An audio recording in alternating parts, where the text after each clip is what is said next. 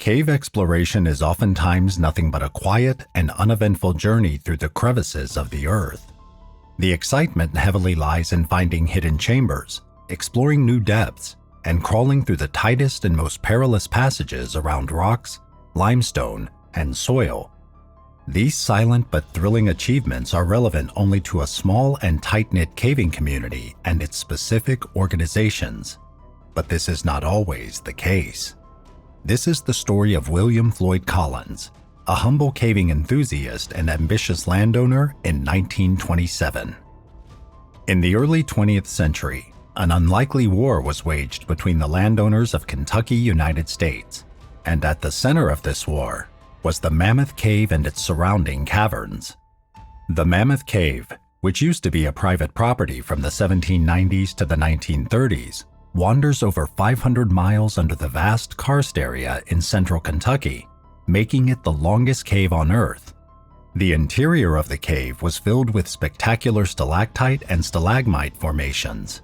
They hang from the ceiling and overlook the vast and snaking limestone labyrinths underneath.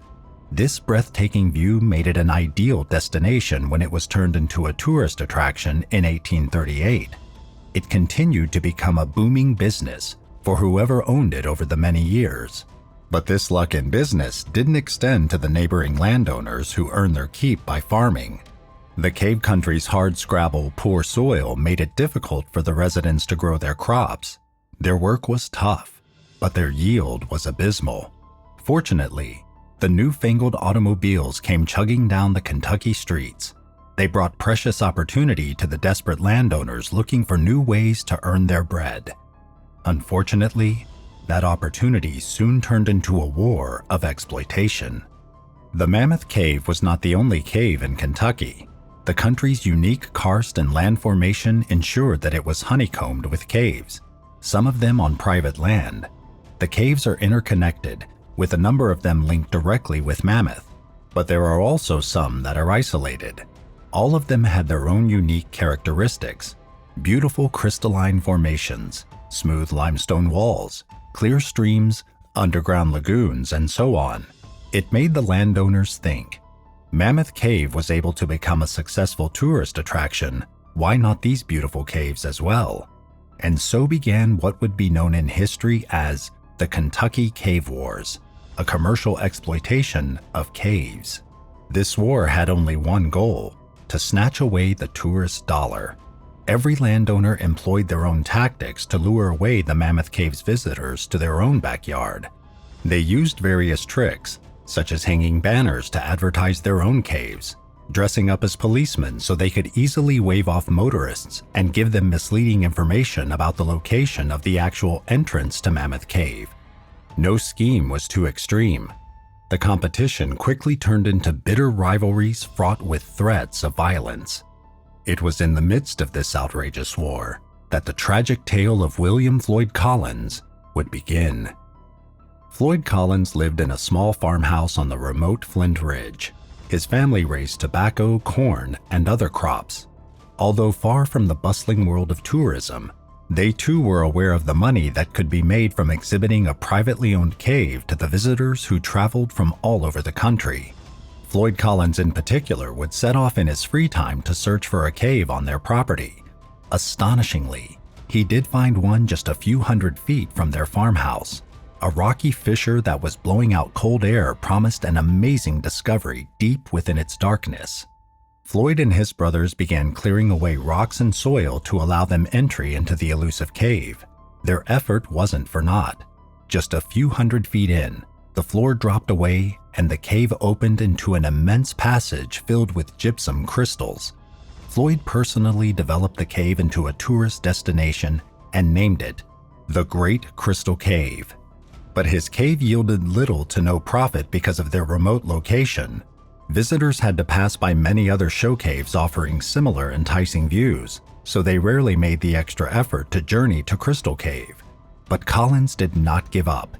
He knew of another potential cave that the tourists would pass by before continuing to the other show caves like Mammoth. This cave, known as the Sand Cave, was on another property owned by Beasley Doyle. Collins quickly made an appointment with him to explore the cave. They agreed that they would share the profits if it was worth showing the cave. And so on January 30th, 1925, after hanging his jacket on a handy tree branch, Collins entered the sand cave with only a single lamp of kerosene. The entrance to the sand cave was essentially a squeeze hole through sediment.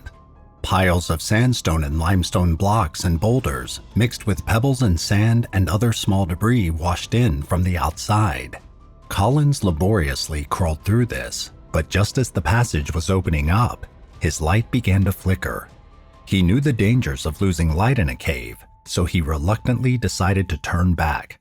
On his return journey, just as he was crawling through the tightest part of the passage, a 26-pound rock suddenly dislodged from the ceiling and pinned his leg.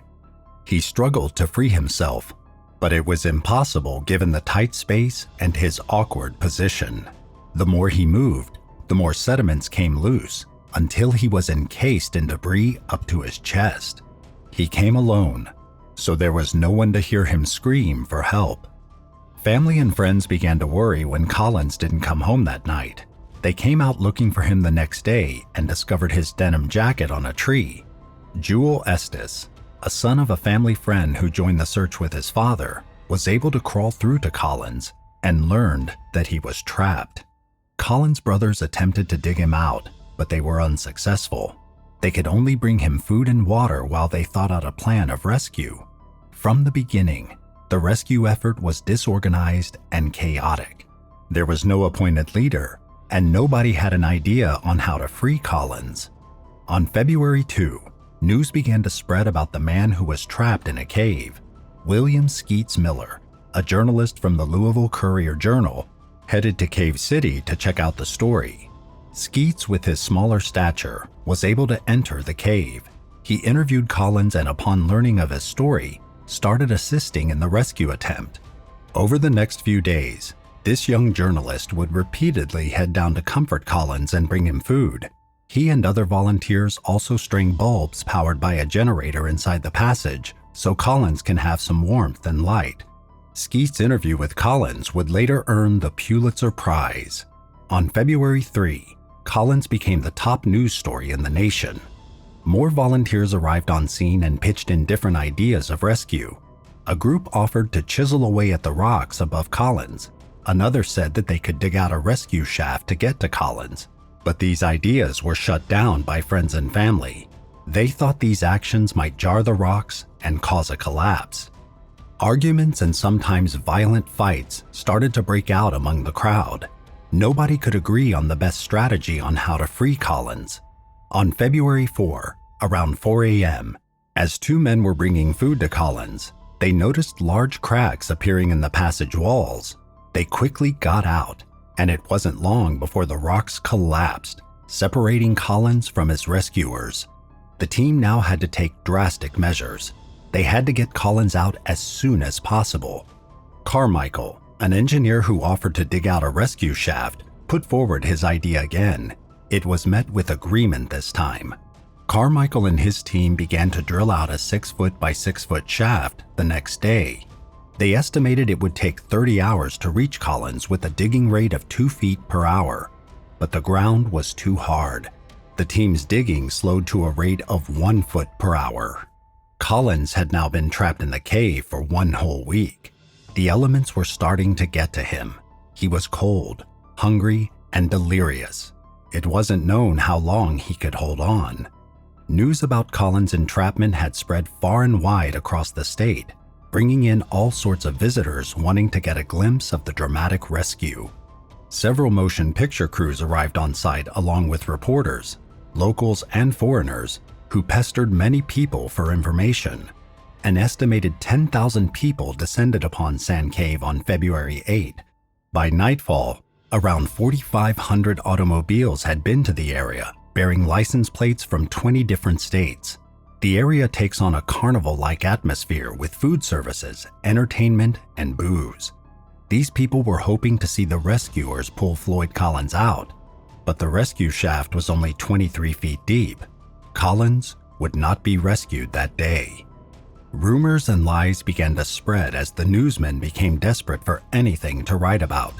the media started to paint the entire scene in a very negative light. Rumors spread that the entire situation was nothing but a colossal hoax to lure tourists to the cave country. It came to the point where the military court convened in Cave City to clear up any suspicions of criminal activity to block the rescue attempts and to disprove rumors that Collins' entrapment was a hoax. The digging of the rescue shaft continued at a snail's pace. Abysmal weather and dropping temperatures further hindered their progress. The trickle of spectating people had slowed down due to the hoax theory, but by Sunday the next week, an estimated 5,000 people still traveled to Sand Cave to watch the rescue efforts. On Monday, 1:30 p.m., after grueling efforts, the dangerously slumping rescue shaft finally broke through to the Sand Cave passage. But it was too late. Floyd Collins had already passed away. He passed away slowly from exposure, exhaustion, and starvation. Thus, the 17 days of rescue finally came to a disappointing close. But this wasn't the end of Collins' tragic story. His body would remain in the Sand Cave for another few months before it was retrieved by his brothers for a formal burial in the family cemetery on Flint Ridge. For a while, the notoriety of the events drew crowds to what came to be known as Floyd Collins Crystal Cave. The influx of visitors is exactly what Collins had wished for when he was alive. It was the greatest and most tragic irony that this wish came true not after, but because of his demise. After a time, the Collins family sold their farm and the cave, but the new owner decided to capitalize on the tragic events. He dug up Collins' coffin and placed it on display in Crystal Cave. This was supposedly an act of respect for the greatest cave explorer ever known, as carved on a massive granite monument installed at the head of the coffin. But visitors had to pay an extra fee to open the coffin and gaze upon the remains of Collins, preserved under glass. Evidently, this morbid stunt was just another gimmick to one-up the others in the cave wars. Later, another terrible thing happened. Someone broke into the cave in the night and stole the body. It was found days later in a nearby field minus the injured leg. The body was returned to its coffin in the cave and was exploited for many years. Finally, in 1987, the National Park purchased the Collins farm in Crystal Cave and closed it to paying visitors. Collins' family, who had been trying for 60 years, finally reclaimed his body. They buried him in Mammoth Cave Baptist Church Cemetery on Flint Ridge, where he would remain. If you have followed this story to this point, I would like to say a big thank you. If you like this kind of story, don't forget to hit the like button and leave a comment below. For more of this type of content, please click on the subscribe button and turn on your notification bell so you will be notified when another video is posted. Until next time, be cautious and don't ever lose your sense of wonder.